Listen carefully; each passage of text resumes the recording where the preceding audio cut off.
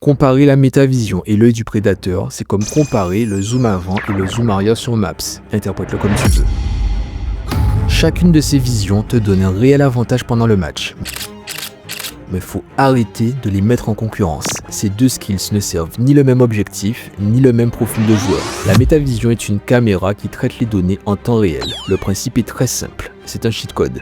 Tu observes l'entièreté du terrain, tu détermines l'emplacement de tous les bugs et tu anticipes les décisions qu'ils vont prendre. Elle te permet limite de prédire l'avenir. Ça te garantit d'être toujours au bon endroit pour recevoir ou intercepter la balle, ou encore pour que tu délivres des passes magnifiques à des cracks. C'est l'arme des cerveaux comme Izagi, Karasu, Nico, Aiku, Ryo, Yuri, Charles, Kaiser et j'en passe. A l'inverse, l'œil du prédateur est une arme de sniper. Elle sert à merveille à ceux qui aiment finir le boulot froidement avec un headshot comme Barrow, Rin ou Kaiser. Le principe est complètement opposé. Tu réduis ton champ de vision en mode vision tunnel, tu fixes un point précis et tu guettes la moindre faille chez l'Ops. Par exemple, Barrow l'utilise pour foudroyer le gardien dès qu'il sent la moindre tremblote. Alors pourquoi est-ce qu'on a la sensation que la métavision éteint l'œil du prédateur tous les jours? C'est simple, c'est à cause d'Izagi, enfin du timing je veux dire. En attaque, l'œil du prédateur est souvent activé au moment de tirer. Le problème c'est que la métavision agit bien avant. Si tu arrives à te placer pour tirer, mais qu'un utilisateur de métavision a déjà anticipé ton positionnement, ton œil de prédateur verra flou. Pire, tu risques de te faire choper le ballon avant même de comprendre ce qui t'arrive. C'est pour ça qu'on a ce sentiment de supériorité.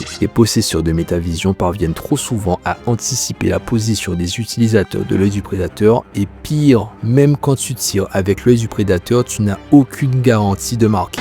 Bref, j'ai l'impression d'essayer de défendre le Byakugan face au Sharingan ou au Rinnegan. Traduction, l'affaire est à perte. Mais attention, la situation n'est pas catastrophique. Ce très cher Rin a par exemple exploité l'œil du prédateur pour l'utiliser en défense et contrecarrer deux utilisateurs de métavision qui pensaient la lui mettre à l'envers. Et si jamais tu hésites entre l'un ou l'autre, pourquoi choisir? Pour l'instant, un seul joueur dispose des deux, j'ai nommé Michael Kaiser. L'empereur utilise la métavision pour s'enfoncer dans le camp adverse et switch sur l'œil du prédateur pour exécuter le gardien. Bon, si tu as tout suivi, on pourrait compter Snuffy aussi. Du coup, plutôt métavision ou plutôt œil du prédateur? Dis-le moi en commentaire.